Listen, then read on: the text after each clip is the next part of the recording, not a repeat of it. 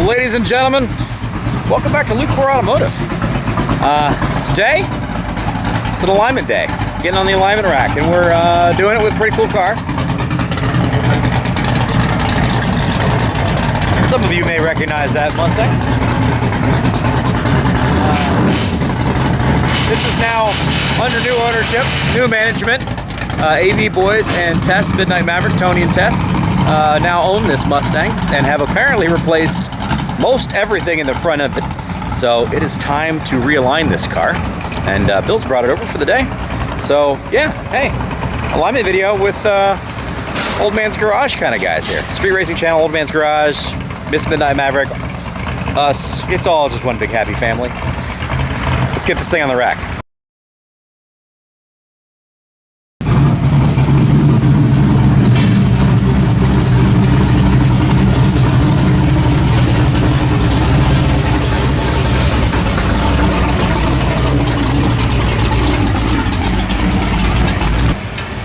Well, the good news is I probably got a great shot of you driving over top of the camera. Bad news is my camera's in the middle of the car. Oh shit. Can you get it out? I didn't tear it up, did I? No. Alright, so most of you probably know who this guy is. Maybe. Probably. Sometime. Maybe. I don't know. A few. This is the old man. A couple. Of Old Man's Garage. Most of the people who watch our stuff watch your stuff. Okay. Let's be honest. So, this car has gone through a little bit of a renaissance at your place, I guess. Yeah. I guess you could say that. A little bit. A little bit. Yeah. So Tony and Tess bought this car from Molly, and they've gone through this thing from one end to the other and putting a Politano touch to it. Yeah. They call him Tony Oxide. And he's put $250,000 worth of suspension and no, but they've put a bunch of money in suspension and brakes in the front of it, and they've redone some things in the back, but we need to get it aligned. Yeah. And he asked me, where can we take it? I said, the only place we take it. Yeah. Lucore Automotive. Exactly. The only place. The only place. The only place. The only place. So the thing that a lot of people will skip is they hang parts. They get it on there and then they just, let's go with it. Right. Not quite the way to do that. You want to make sure all your stuff is working correctly, especially when you're at levels of power like this is. Right. And you have somebody like Tony who likes to put things on the back bumper. Well, yeah. Make it as safe as possible. Right. As safe as possible to do dangerous things. Yes, yeah. Exactly. So Tony is kind of known for street racing out in California with the Grey Mare. Yep. And the AV boys. And he's started to put his touch to this Fox body Mustang. And let's just say it's probably going to go faster the next time it comes out than it's ever been before. Oh yeah, I would not be surprised whatsoever. Tony's a serious driver. Oh yeah. That dude's a competitor. And so is Tess, honestly. Yeah. I can tell right away there's a little bit of a camber issue in the front. A little. So we were going to street race this thing the other night before they left for California. Yeah. But unfortunately, after they put the front suspension parts on, they're like, okay, this is not safe to drive. Yeah. Smart. And so the next time they come back out, I wanted to give them a little bit of a head start so that the car is ready to go when they hit the ground in Ohio instead of in this condition. Yeah. Or spending 3 or 4 days in the garage working on stuff. They can just land and have fun. Yeah, I'd like for them to be able to cruise it and enjoy it and have fun safely. Safe-ish. Safe-ish. Yeah. Safe-ish. Exactly. All right. Let's get this thing racked up. Right. Let's see where we are. Here we go. Another race car alignment. So, for those of you who don't know, 410 small block Ford based off of a 351. AFR heads, courtesy of Lucore Automotive. We were involved in the, I guess you would call it the rebirth of this car once it was finally down here in Ohio. Getting that motor all squared away, and then we also set up all the suspension that's in this car as well.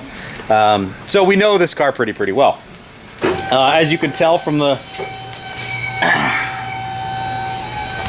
it's seen some action.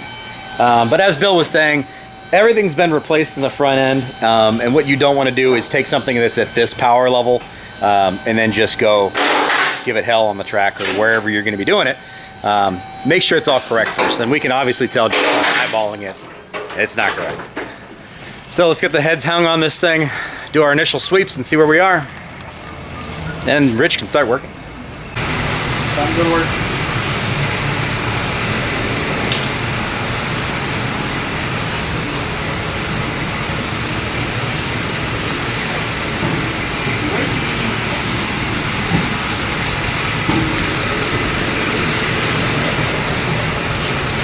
There.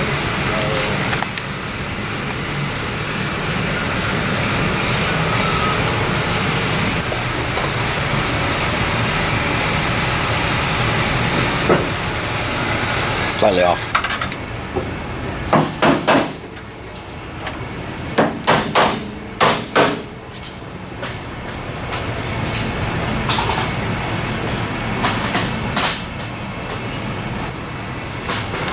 So this car on lift, the way it's set up right now, I've got the camber close. I'm going to add more caster to it, but on lift, the bump steer kit on lift, the toe is going out, so it's actually the wheels are towing out 5 degrees. So we want to make that a lot better than that. So I'm going to change it up, and it'll probably get worse because I think it's actually going to need to come down, so we'll have to get some more shims. Because we have room on those bolts to make them longer. But we'll figure that out here in just a second. So for the layman, what he's talking about is the suspension travel on this car. It has its ride height that it sits at. Here, I'll show you. There you go, we'll get you a visual. So when this car lifts, the front tires tow out 5 degrees. Like you can see on the... Well, it's reading differently than it did. So it's almost 4 degrees.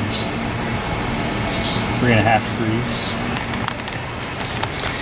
But the idea here is you want to keep this thing tracking as true as possible. So when it goes up and he gets under the acceleration, Now it's 4 plus. yeah, you end up with your alignment way out of whack.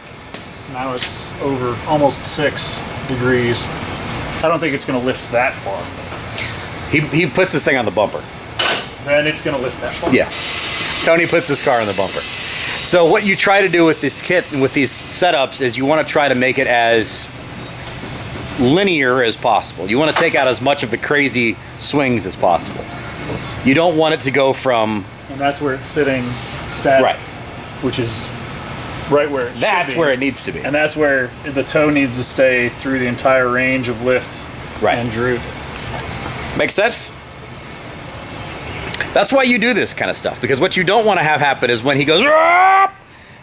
and this thing squats and lifts the front end up in the air, and you have very, very sketchy steering. Not good. So, step 1, fix that.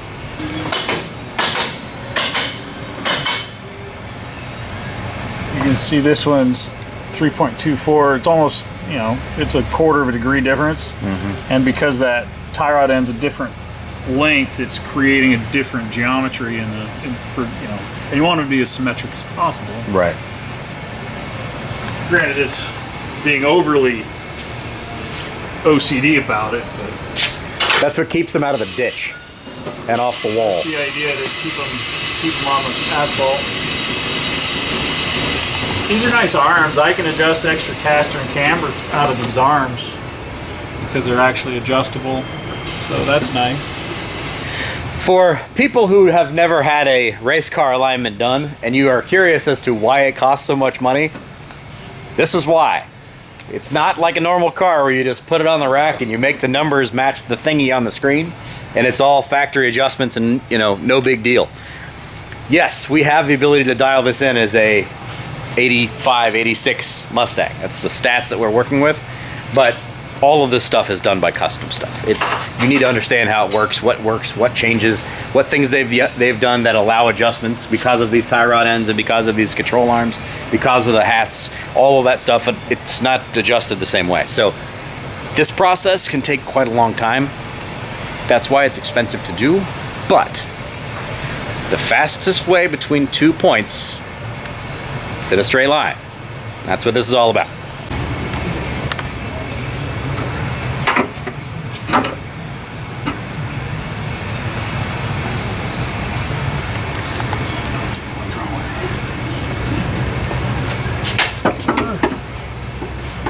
You got two options, left or right. Yeah, well, I got a 50-50 chance to make it right. What are you trying to get to? Even? I'd say even, right about there. Right about there is about what I'm Right about there? Yeah. You can see the outside of that joint's a good inch outboard of the lower control arm. This one's maybe a 1/4 inch. So the rack, we're going to center the rack up with the, so our pivots are aligned, are equal sides, side to side with the lower control arms. You can see where that is there. Yeah. You see where that side is there.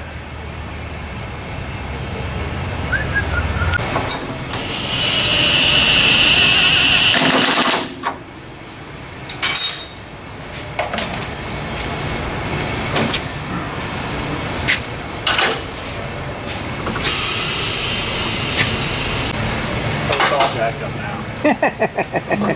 All right, well, sit rep, here's where we are. We need more shims for that bump steer kit. They don't exist anywhere. You can get them from Bear, but nobody stocks them. Summit doesn't have them, Jugs doesn't have them. It's gonna be days to get them, if we can get them, which is not a good option. All-Star Performance makes bump steer spacers. Again, nobody has it.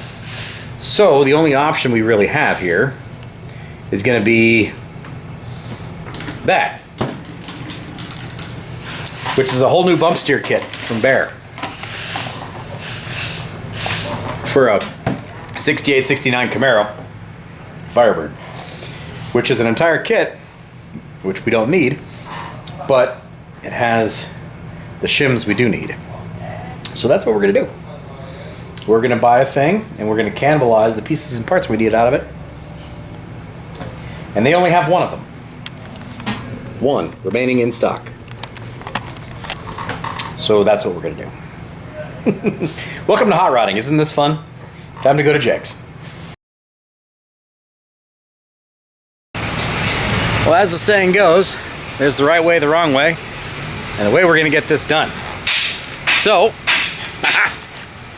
the last remaining kit from Bear. Shims are the right size. So we're back in business. Unfortunately, there just physically is no other way we can get this done without an extra set of shims. You know, obviously you don't want to buy a whole bump steer kit to steal parts out of, but you gotta do what you gotta do. So now we can move forward finally. This takes a while. Some guy will get out there and say, don't take that fucking long, do that shit. I can do it in my garage on the floor. I can do it in the garage on the floor with a tape measure. And a string. You can do it that way. You can do it that way.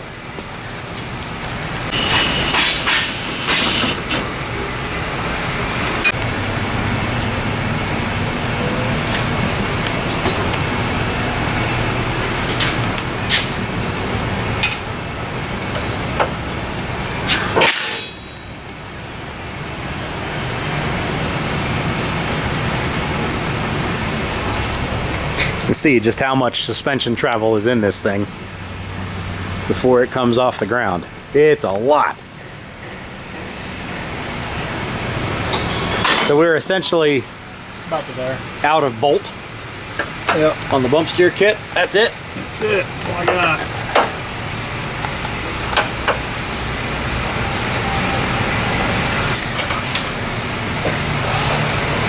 It's 3:30.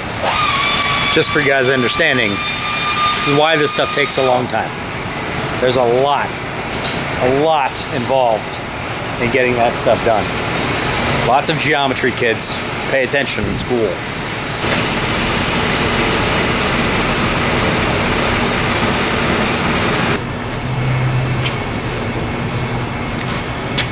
So we were able to obtain pretty good caster and camber readings. We've got 0 camber, got 3 degrees of caster. My toe's right where I want it to be. The bump steer kit, we added more shims to it to reduce our toe out on lift was over 6 degrees. We now have it down to just under 2 degrees, so a substantial improvement there. To get the additional 2 degrees, we would either need longer bolts here and more shims, or we can do offset rack bushings and move the rack up in the chassis. What we're trying to do is we're trying to get the angle from this pivot point to this pivot point to have this pivot and this pivot articulate in the same parallel, and that way when you lift and droop in the suspension, the toe just stays dead straight. I've set these up in other cars where I'll get them to like 1/10 of a degree toe in or toe out on lift, and those cars are the ones that run the straightest. This one's close. I mean, we got it from over 6 down to less than 2, so we're moving in the right direction, but it needs a little more tweaking. We got the back end squared up, everything up front squared up. As far as the initial setup goes, it's in a really good shape. We'll get some feedback from them and we'll see what they say, and then we'll make some more adjustments. So it's a pretty sweet setup. I don't even want to know what these brake setups cost. Those things are amazing.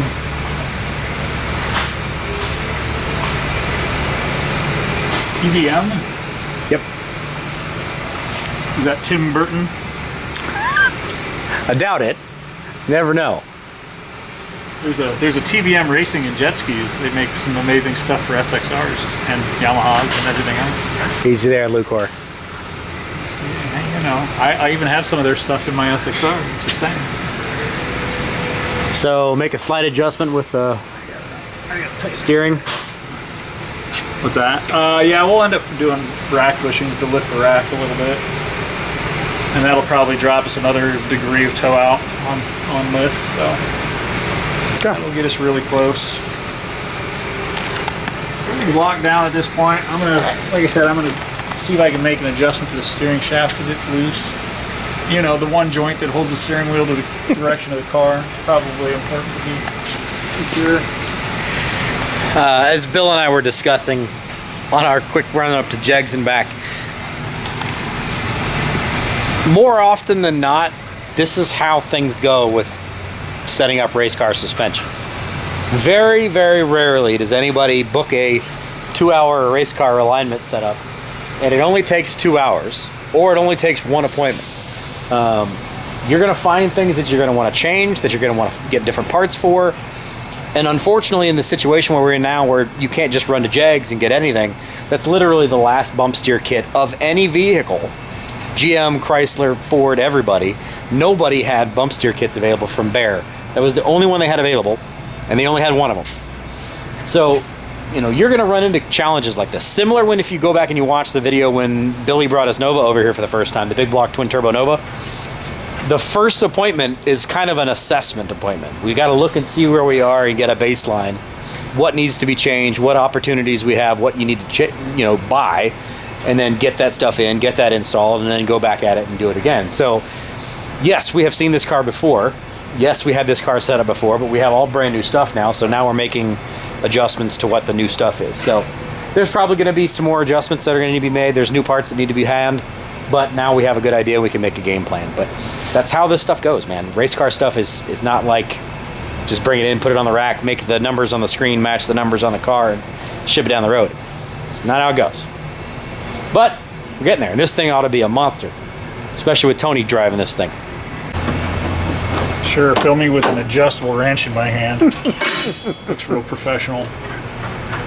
But on a car like this, there's so many different size nuts and bolts, it's kind of handy.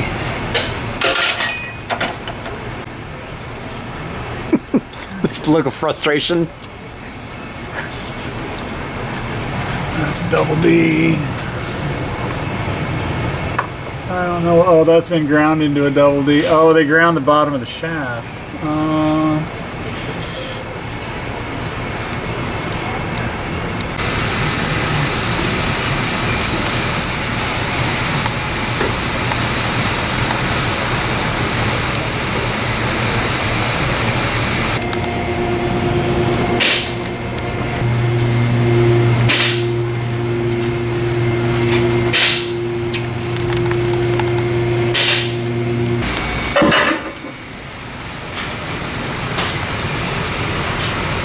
moving all the Tony chunks. Moving all the bits of Tony.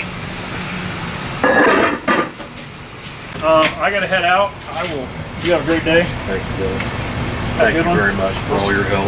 Thank you. You always take good care of us. I appreciate it. I try. Have a good one, man. See you, buddy. See you, Austin. We'll see you, Bill. Thanks, guys. You fit good in that Ford. Oh, don't even start. You ever thought about maybe getting a Mustang? Don't give him any ammunition.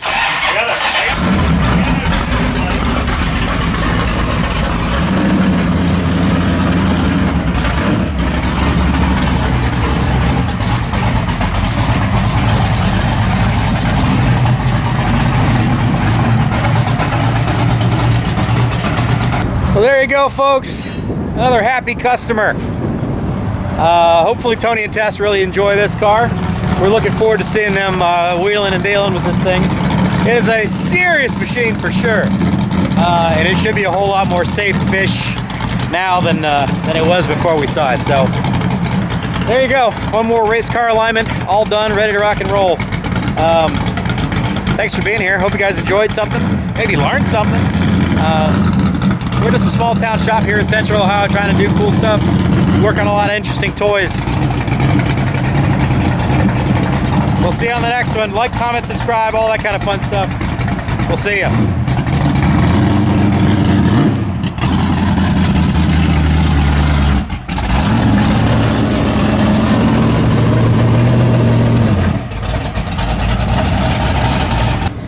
Thing smells like moonshine.